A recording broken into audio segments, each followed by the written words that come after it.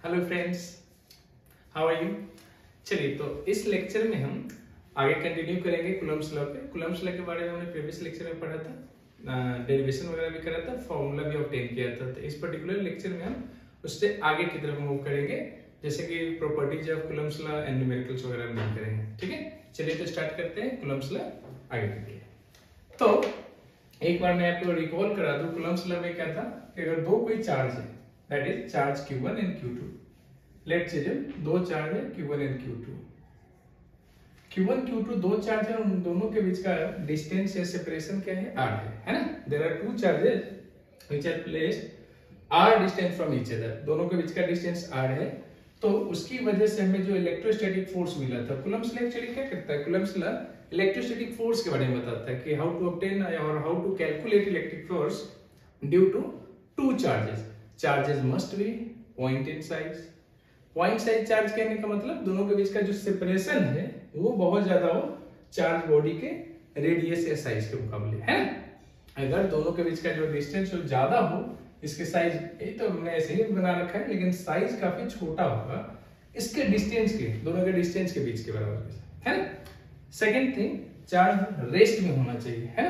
और third thing, जो charge है इस साइज में वो इतना भी स्मॉल ना हो कि न्यूक्लियर लेवल पे चले जाए, दैट इज 10⁻⁻15 से स्मॉल ना हो। अगर इससे छोटा हो गया तो यहाँ पे इलेक्ट्रोस्टैटिक फोर्स ना मिलके हमें कौन सा फोर्स मिलने लग जाएगा, न्यूक्लियर फोर्स। तो ये दीज आर 3 लिमिटेशन और conditions of the Coulomb's law. तो कूलम्ब्स लॉ में हमने इलेक्ट्रोस्टैटिक फोर्स क्या देखा कि अगर दो चार्जेस है तो उसकी वजह से, हाँ याद रहे, कम से कम दो चार्जेस चाहिए ही चाहिए, तभी क्या आगे आज हम प्रॉपर्टीज में पढ़ेंगे सुपरपोजिशन थ्योरम या सुपरपोजिशन प्रिंसिपल। तो वहां पे मल्टीपल चार्जेस के लिए भी कर सकते हैं, लेकिन दो चार्ज तो चाहिए। तो ये बना था हमारा electrostatic force K Q1 Q2 by r²। चल, इसको अगर हम K को एप्सिलॉन नॉट के टर्म में लिखना चाहें तो 4 पाई एप्सिलॉन नॉट होता है। ये सब हमने प्रीवियस लेक्चर में डील कर लिया, फिर भी आपको रिकॉल करा देता हूं। तो यहां से इस K के प्लेस पे ये पुट कर दीजिए, तो क्या बन जाएगा, Q1 Q2 by 4 pi epsilon not r², ये बन गया। ठीक है, फोर्स वही है, न्यूटन, यूनिट न्यूटन ही रहनी है। चार्ज की कूलम होती है, डिस्टेंस की मीटर हो गए।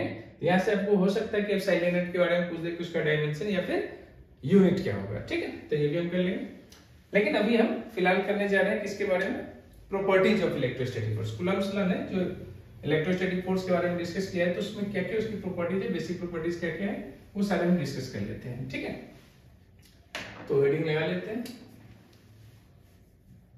प्रॉपर्टीज ऑफ इलेक्ट्रोस्टैटिक फोर्स, या इसी को आप चाहे तो कूलम्ब्स लॉ भी बोल सकते हैं, Coulomb's law. Properties of electrostatic force और कूलम्ब्स लॉ की जो प्रॉपर्टीज है, हम फोर्स के बारे में बात करेंगे। Coulomb's law is nothing about electrostatic force, उसके अलावा क्या है, इलेक्ट्रोस्टैटिक फोर्स ही डिस्कस करता है। तो इलेक्ट्रोस्टैटिक फोर्स है, तो पहली बात, सबसे पहली बेसिक बात, electrostatic force can be attractive और कैन बी रिपल्सिव। ये अट्रैक्टिव भी हो सकता है, रिपल्सिव भी हो सकता है, depends on nature of the charge. If the charges are different in nature, एक पे प्लस एक पे माइनस, तो ये क्या करेगा, उस केस में कैसा अट्रैक्शन दिखाएगा, है ना। ये तो जानते हैं फंडामेंटल ऑफ चार्ज है, फंडामेंटल ऑफ इलेक्ट्रोस्टैटिक है। Like charges ripple each other, like charges attract each other. तो अगर दोनों का डिफरेंट नेचर होगा, दैट इज एक प्लस में एक माइनस में, तो उस केस में वो अट्रैक्ट करेगा, that is attractive force, electrostatic force. अगर दोनों का नेचर सेम हो गया, दैट मींस दोनों पे प्लस या दोनों पे माइनस हो, तो उस केस में आपको कैसा फोर्स देखने को मिलेगा, electrostatic force will be repulsive force. Waves like repulsion, repulsion की तरफ वेव करेगा तो रिपल्सिव फोर्स हो जाएगा। लिख लेते हैं, the electrostatic force can be attractive और रिपल्सिव फोर्स डिपेंड्स ऑन किस पे डिपेंड करेगा, nature of the charges, charge के नेचर के ऊपर डिपेंड करेगा। What do you mean by nature of the charge, nature means plus से माइनस की बात हो रही है ना। तो अगर चार्ज कैसा है, प्लस में है, साइन की हम बात करें, साइन की बात करें, साइन अगर प्लस में चार्ज है, पहला चार्ज मान लीजिए कि ये Q1 चार्ज है और ये Q2 चार्ज है, दोनों अगर प्लस में है या दोनों माइनस में है, दोनों प्लस में हो या दोनों माइनस में हो, तो इस केस में आपको कैसा दिखने को मिलेगा, रिपल्सिव फोर्स मिलेगा, रिपल्सिव फोर्स हो जाएगा। कौन? इलेक्ट्रोस्टैटिक फोर्स, है ना। या तो एक प्लस में तो दूसरा माइनस में, या पहला माइनस में तो दूसरा प्लस में। इन दो केस में आपको फोर्स कैसा देखने को मिलेगा, अट्रैक्टिव फोर्स देखने को मिलेगा। Therefore, we can say that electrostatic force can be attractive or can be repulsive. It depends on the nature of charge. Plus minus में कुल मिला के डिपेंड करेगा, है नहीं। तो फर्स्ट है, सेकंड के बारे में देख लेते हैं। सेकंड क्या है, चलिए देखते हैं। Electrostatic force is directly proportional to the, याद रहे, मैग्नीट्यूड ऑफ चार्जेस,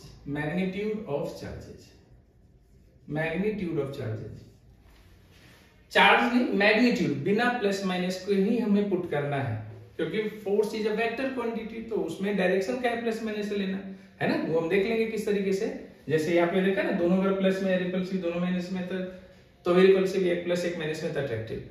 तो प्लस और माइनस के बिना सिर्फ वैल्यू में हम पुट करेंगे तब जाके electrostatic force is directly proportional to the magnitude of charges. जैसे ये पहले में हम कर चुके, ये दो है, यहाँ पे चाहे प्लस का चार्ज हो या माइनस का, सिमिलरली यहाँ प्लस का हो या माइनस का, ये एक प्लस एक माइनस या दोनों प्लस दोनों माइनस किसी भी तरीके से हो, और दोनों के बीच का सेपरेशन अगर आ रहा है, अभी आप नहीं जा रहे क्योंकि हमने प्रोपोर्शनल चार्ज के बारे में हमने चेक करा था। Fe electrostatic force is directly proportional to the product of charges, बिना प्लस माइनस के।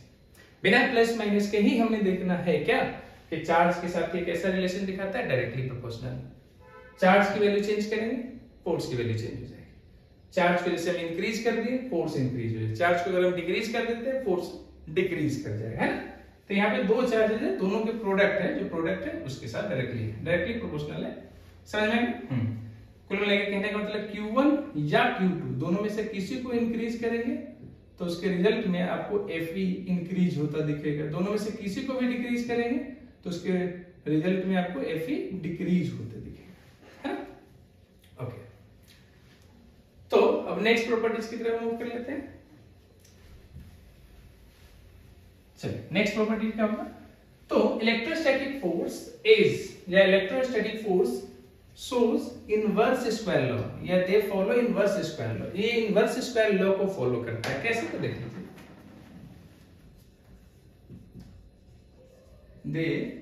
they always inverse square law। कौन है, इलेक्ट्रोस्टैटिक फोर्स की बात कर रहा हूं, they always inverse square law। अभी क्या है इसका मतलब inverse square law? Inverse square का मतलब क्या होता है कि डिपेंड तो करेगा लेकिन पहले इनवर्सली प्रोपोर्शनल करेगा, और साथ में स्क्वायर है तो इनवर्सली स्क्वायर के साथ करेगा, है ना। तो कुल मिला के ये क्या करेगा, इनवर्स स्क्वायर में होगा। कैसे तो समझते हैं, जरा ध्यान से देखिए। मान लेते there are two charges Q1 and Q2, चाहे वो प्लस हो या माइनस हो, फिलहाल इसके कोई लेना नहीं क्योंकि हम डिस्टेंस के साथ देखने वाले हैं। ये है R, तो देख लीजिए ध्यान से। There are two charges separated at a distance R, दोनों के बीच का डिस्टेंस R है। तो according to Coulomb's law, the electrostatic force between two charges, it can be attractive और repulsive. The electrostatic force between two charges is inversely proportional to the square of distance between them. दोनों के बीच का जो भी distance होगा उसके हम क्या करेंगे, स्क्वायर, इनवर्सली स्क्वायर पे, डिस्टेंस पे डिपेंड करेगा, करेगा कि नहीं करेगा। इसी को हम बोल सकते हैं कि ये इनवर्स स्क्वायर को फॉलो करना है। तो आप लिख सकते हैं because electrostatic force is inversely proportional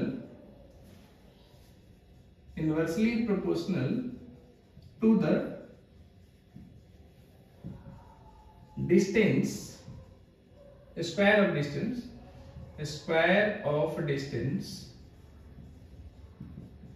between them। दोनों चार्ज के बीच का जो भी डिस्टेंस है उसके इनवर्स स्क्वायर पे डिपेंड करता है ना। तो यहां सब क्या देख सकते हो कि Fe जो है electrostatic force is inversely proportional to distance के स्क्वायर। ये है इसका मतलब, Fe is inversely proportional to square of the distance ये है इसका मतलब। मीन्स यहां से निकला कि अगर यहां पे उल्टा नहीं चलते, देख लीजिए, अगर आप distance r is not radius, r is the distance between both charges, अगर डिस्टेंस को अगर आप बढ़ाते हो तो इस बार फोर्स पे क्या इफेक्ट देखने को मिलेगा, इलेक्ट्रोस्टैटिक फोर्स घट जाएगा, डिक्रीज करेगा, वो भी स्क्वायर टाइम से। मीन्स अगर आप इसको डबल कर दोगे, डिस्टेंस बिटवीन बोथ चार्जेस अगर आप डबल कर देते हो तो ये 4 टाइम से कम हो जाएगा। अगर इसी तरीके से आप डिस्टेंस को डिक्रीज कर देते तो फोर्स इंक्रीज करेगा, वो भी स्क्वायर टाइम्स। कहने का मतलब अगर डिस्टेंस इस बार हाफ कर देते हो तो force between them 4 times increase करेगा, ये है इसका मतलब। समझिए, एक हम इसका इक्वेशन भी बना लेते हैं, जैसे देख लीजिए, मान लेते हैं कि पहले ये इस प्रकार से था, दोनों के बीच का डिस्टेंस हमने इस बार ले लिया r1 है। अब क्या कर दिया कि अब जो है चार्ज को हमने कांस्टेंट रखा है, चार्ज में कोई चेंज नहीं करना, नहीं तो फिर ये रिजल्ट नहीं मिलेगा, 1/1 की बात है ना। चार्ज को एज इट इज रखा है, बट हमने क्या करा, डिस्टेंस को चेंज कर दिया, इंक्रीज डिक्रीज कुछ भी कर लीजिए। जैसे अब देख लीजिए, ये फिलहाल मैंने बढ़ा दिया, ये है r2, चार्ज में कोई चेंज नहीं है, q1 q2 as it is है ना। तो इसमें मान लेते हैं इलेक्ट्रोस्टैटिक फोर्स, देख लीजिए प्लस है, प्लस प्लस को रिपल करेगा, तो इधर से मान लीजिए इलेक्ट्रोस्टैटिक फोर्स इधर की तरफ, इधर से चेक करें तो इधर इक्वल एंड अपोजिट डायरेक्शन होगा, है ना इलेक्ट्रोस्टैटिक फोर्स। इस केस में भी होगा, तो इस बार F E ना लिख के मैं F1 लिख दे रहा हूं। इस केस में क्या होगा, F2 मान लेते हैं, है ना, इसने इस पे F2, इसने इस पे F2 लगा।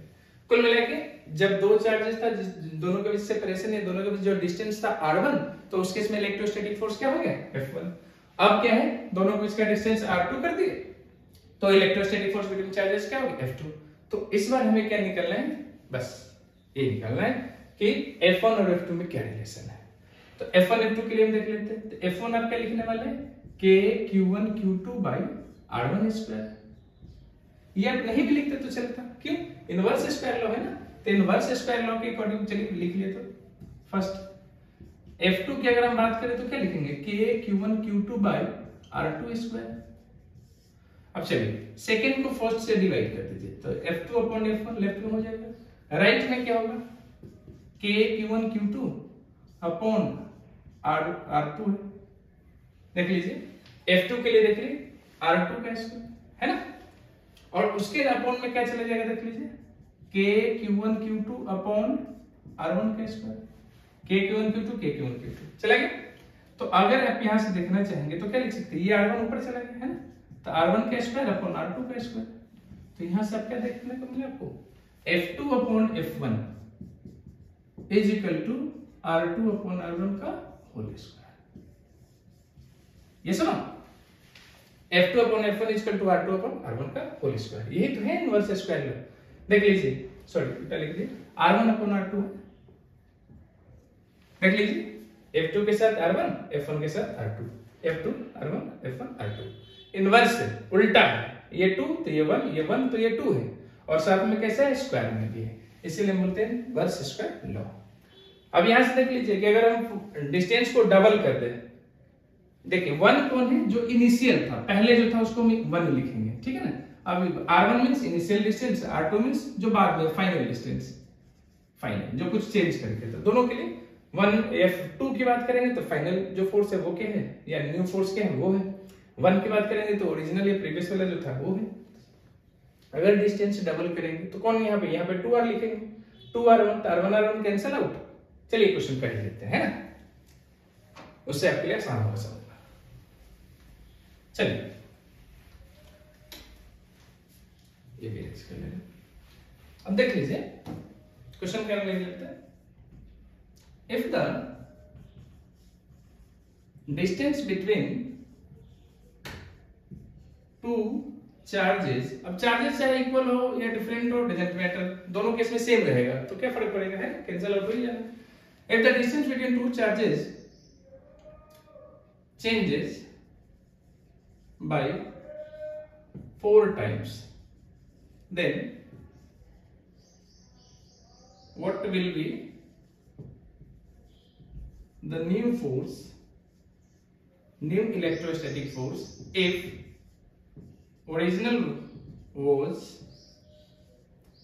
F1, पहले F1 था, तो अब क्या होगा, अगर डिस्टेंस को हमने 4 टाइम्स कर दिया है तो देखिए जरा ध्यान से, क्या गिवन है यहाँ पे, गिवन है कि जो नया डिस्टेंस है वो क्या है 4 टाइम्स है, that means r2 is 4 times of r1, new distance ये हो गया। और हमें निकालना है कि f2 क्या होगा, तो डायरेक्ट लगा लीजिए, f2 upon f1 is equal to r1 upon r2 whole square. r1 कितना है, r1 ही रहने देते हैं, r2 कितना है 4r1, r1 कैंसिल है तो 1/16, 4 का स्क्वायर 16। तो यहां से आपने क्या देखा, f2 इज, ये f1 मल्टीप्लाई में चला जाए 1/16 f1 means f2 is 1/16 times of f1, that is जो ओरिजिनल फोर्स या प्रीवियस फोर्स जो था उसका 1/16 टाइम, 1/16 टाइम डिक्रीज कर गया, 1/16 टाइम हो गया जो पिछला वाला जो ओरिजिनल फोर्स था। आइए बात समझ रहे हैं, तो ये है इनवर्स स्क्वायर लॉ। चलिए ठीक है, तब हम नेक्स्ट प्रॉपर्टीज की तरफ मूव करेंगे।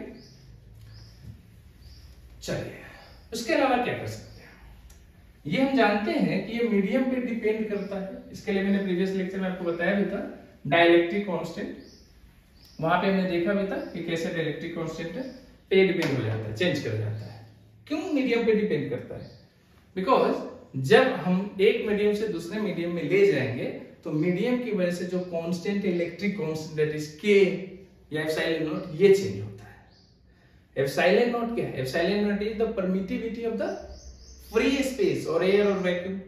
तो अगर मीडियम में हम ले जाएंगे तो वो तो फ्री स्पेस वाली बात रहेगी नहीं, वो कैसे फ्री हो सकता है नहीं, तो इसीलिए वो मीडियम में चेंज हो जाता है। जब एप्सिलॉन की वैल्यू मीडियम में चेंज हो जाती है, डिफरेंट मीडियम में डिफरेंट होता है। जैसे फॉर एग्जांपल वाटर की बात करेंगे तो 80 होता है, तो इसी तरीके से अगर हम मीडियम में चेंज करते हैं तो एप्सिलॉन आर की वैल्यू चेंज होने की वजह से ओवरऑल फोर्स की वैल्यू भी चेंज हो जा रहा है। तो ये भी हम लिख लेते हैं, द स्ट्रेंथ ऑफ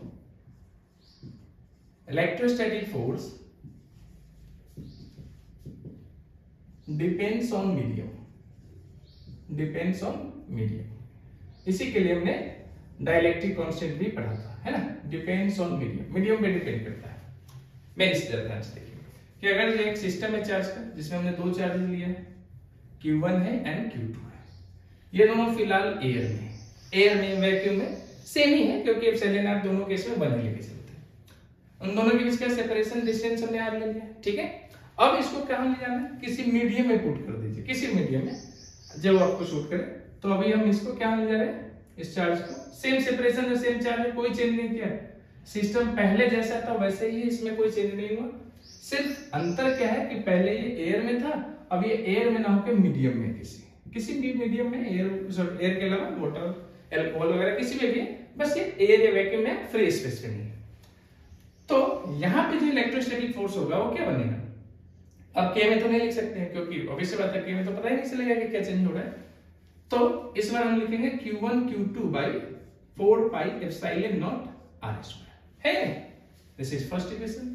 इसके केस में हम लिखेंगे तो क्या लिखेंगे, यहाँ पे काम कर रहे थे एफ इन एयर या वैक्यूम लिख दे रहा हूं, यहाँ पे मीडियम लिख दे रहा हूं, तो क्या लिखेंगे जरा बता दीजिए, के में नहीं लिखना है, Q1 Q2 upon 4 pi epsilon not epsilon not, epsilon not नहीं लगाना है क्योंकि वो एयर के लिए होता है या वैक्यूम के लिए होता है, यहाँ पे एप्सिलॉन लिखे। एप्सिलॉन क्या है, permittivity of the medium, epsilon not है permittivity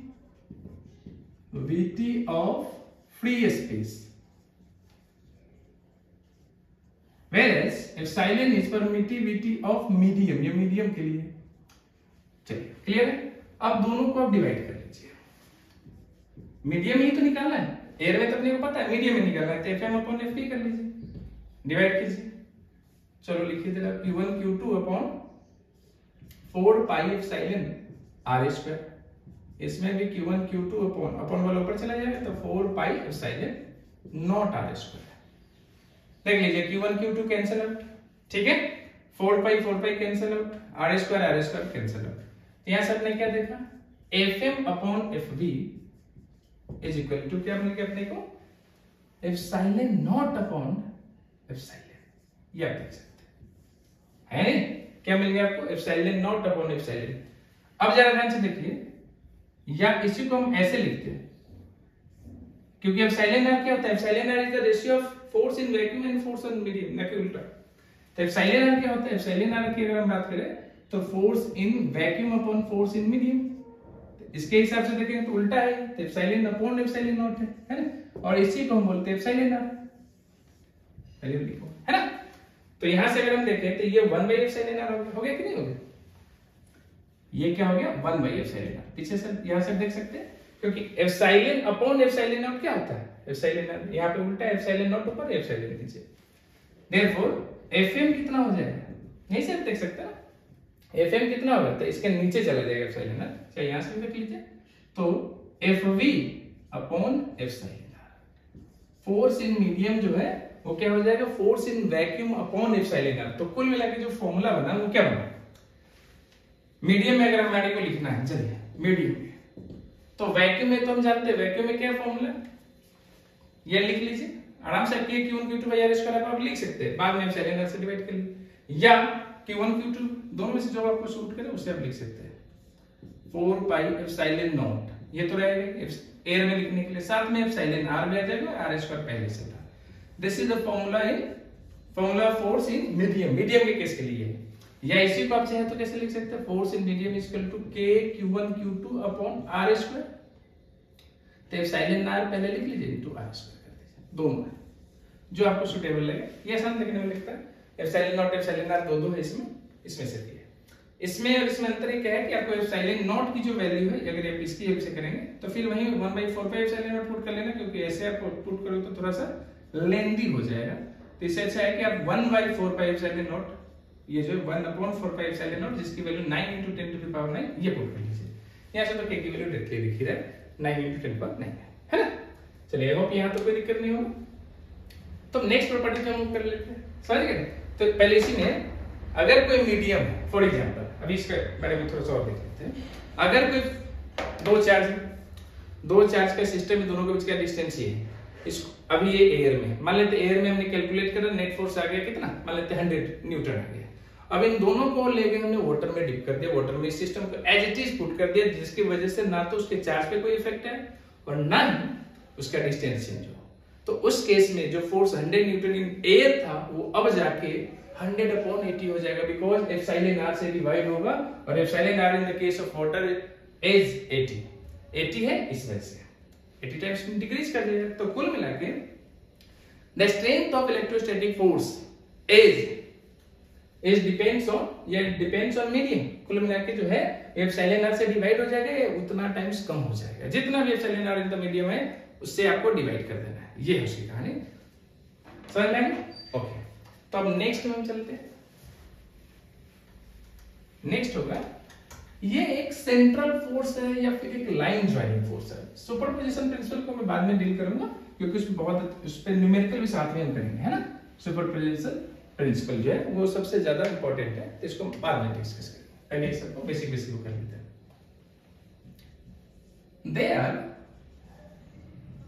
they are central force और line joining force। कैसा फोर्स है, सेंट्रल फोर्स बोल दीजिए या लाइन ज्वाइनिंग फोर्स बोल दीजिए, किसकी बात हो रही है, electrostatic force. Electrostatic force is a central force और लाइन ज्वाइनिंग फोर्स। क्या है मतलब, देखो दो चार्जेस है, दोनों के बीच का डिस्टेंस r है या कुछ भी डिस्टेंस है, ठीक है। तो इलेक्ट्रोस्टैटिक फोर्स किस तरीके से, डायरेक्शन आकर कैसा होगा, डायग्राम से समझिए। लेट ये पहला है चार्ज, ये दूसरा चार्ज है, ठीक है। मान लेते इस पे p प्लस का q चार्ज है, इस पे p प्लस का q चार्ज है, दोनों पे आइडेंटिकल या डिफरेंट हो सकता है। तो कहने गई बॉडी नंबर 1 और ये बॉडी नंबर 2 है, चार्ज बॉडी है। तो ये जो फोर्स लगाएगा इसके ऊपर, ये फोर्स कैसा होगा, भले ही बॉडी कैसा भी, ये जो यहां से जो electrostatic force on second body होगा वो हमेशा उसके सेंटर की तरफ होगा, सेंटर टू सेंटर, पहले के सेंटर से दूसरे के सेंटर की तरफ या दूसरे के सेंटर से पहले के सेंटर की तरफ लेगा। इसके अलावा ऐसा नहीं कि इसका फोर्स इधर की तरफ चाहे इधर की तरफ चाहे इधर की तरफ लग जाए, कहीं नहीं, ऐसा कुछ नहीं है, दे आर नॉट अलाउड, ऐसा नहीं है, सिर्फ ये दोनों अलाउड है, बाकी ऐसा कुछ भी नहीं कि इधर उधर कहीं पे भी फोर्स लग जाएगा।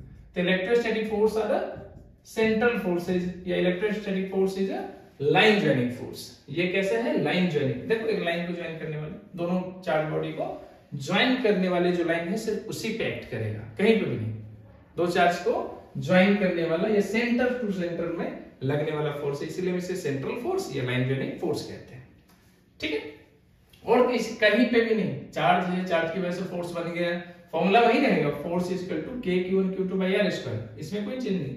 लेकिन डायरेक्शन की बात करें, this is the magnitude, direction की बात करें तो वो हमेशा क्या रहेगा, एक दूसरे के सेंटर की तरफ लग रहा है, सेंटर टू सेंटर, है ना। तो आप याद रख सकते हैं सेंटर टू सेंटर, फर्स्ट के सेंटर से दूसरे के सेंटर की तरफ, सेकंड के सेंटर से फर्स्ट के सेंटर की तरफ, ये लगेगा लाइन जॉइनिंग फोर्स कहलाता है या फिर सेंट्रल फोर्स। नेक्स्ट में आते हैं,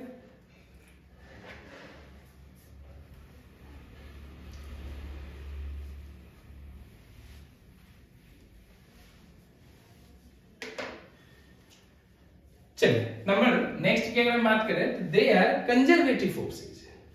जो इलेक्ट्रोस्टैटिक फोर्स है वो कैसा फोर्स है, कंजर्वेटिव फोर्स है। कंजर्वेटिव मींस ये पाथ पे डिपेंड नहीं करेगा, किसी भी पाथ पे, किसी भी तरीके से, पाथ से इंडिपेंडेंट फोर्स है, इसीलिए हम इसे क्या बोलते हैं, कंजर्वेटिव फोर्स बोलते हैं, है ना।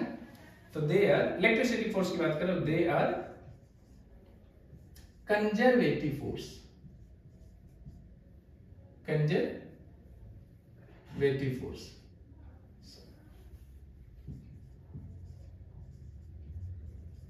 कंजर्वेटिव फोर्स है, कंजर्वेटिव फोर्स का क्या मतलब हो गया, because they do not depend, they do not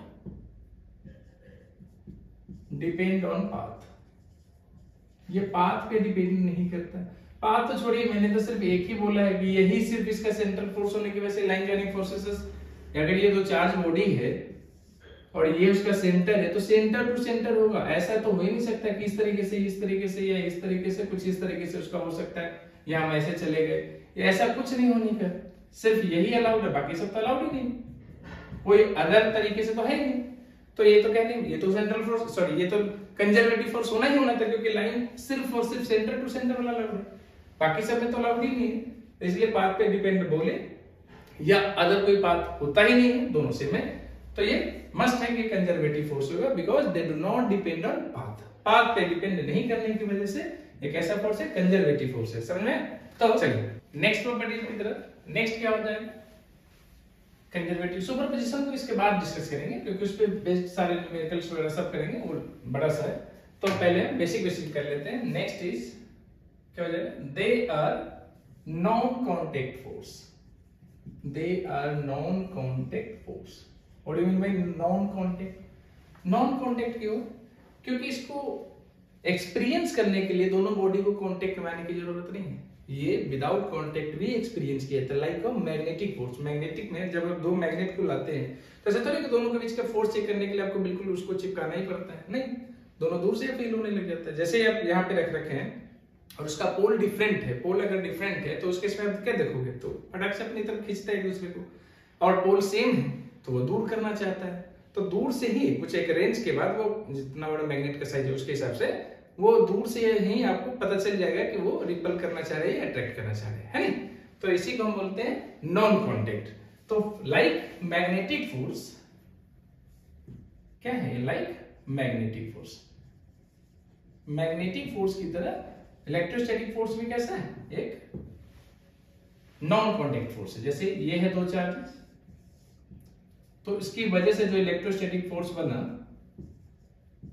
electrostatic जो फोर्स बनेगा वो जो भी हो वो क्या है, दोनों के कांटेक्ट में आने के मुताज नहीं है, दूर से ही अपना इतना एक्सपीरियंस कर सकते हैं। ठीक है, तो इस लेक्चर में हम इतना ही रखेंगे। नेक्स्ट लेक्चर में हम जो है उस पे based numerical and superposition theorem, superposition principle और उस सारे न्यूमेरिकल, सुपरपोजिशन तो काफी बड़ा है, ऐसे बहुत सारे अच्छे न्यूमेरिकल्स भी हैं। तो अभी हम HC Verma, NCERT and previous year के जितने क्वेश्चन है अभी हमने जितना सिर्फ कूलम्ब्स लॉ पढ़ा है उसी के बेस पे करेंगे। नेक्स्ट उसके बाद में हम क्या करेंगे, सुपरपोजिशन थ्योरम डील करेंगे, उस पे फिर बहुत अच्छे न्यूमेरिकल वो करेंगे, फिर उसके बाद इक्विलिब्रियम स्टार्ट करेंगे। बच्चे इक्विलिब्रियम कर रहे थे ना, तो इक्विलिब्रियम में भी थोड़ा सा टाइम है नहीं, तो प्लीज थैंक यू।